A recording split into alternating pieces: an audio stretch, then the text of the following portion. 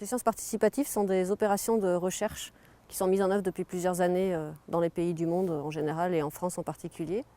notamment avec plusieurs programmes nationaux qui existent. Et au départ, elles ont été mises en place par des scientifiques qui ont besoin finalement de récupérer beaucoup de données pour suivre le devenir de la biodiversité et le fonctionnement de la biodiversité à la fois à grande échelle spatiale et sur un temps long. Et pour ça,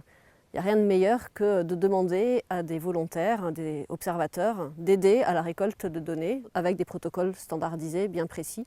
Quand les protocoles sont bien suivis, les protocoles d'observation, à ce moment-là, chacun d'entre nous peut participer à cette recherche en fonction de ses compétences plus ou moins naturalistes ou plus ou moins importantes.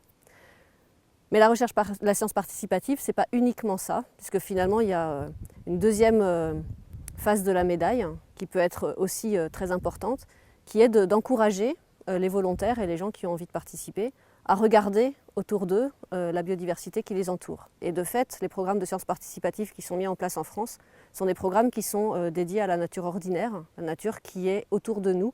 et qu'on ne voit en général pas du tout. Et donc finalement, devenir observateur pour participer à des programmes de sciences participatives, ça permet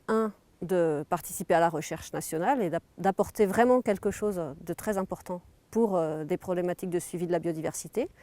avec des thématiques scientifiques. Mais c'est aussi une façon de se réapproprier l'espace quotidien, d'avoir une relation qui soit à la fois de connaissance mais aussi autre avec la nature. Et des premiers résultats montrent que pour certaines personnes qui sont rentrées dans les sciences participatives par curiosité, juste pour voir ou parce qu'ils s'ennuyaient ou pour donner des choses à faire à leurs enfants ou à leurs petits-enfants, finalement, au fur et à mesure du temps, les personnes qui rentrent dans ces programmes acquièrent une autre vision de leur jardin ou de leur espace quotidien et petit à petit rentrent en relation et en connexion avec la biodiversité quotidienne.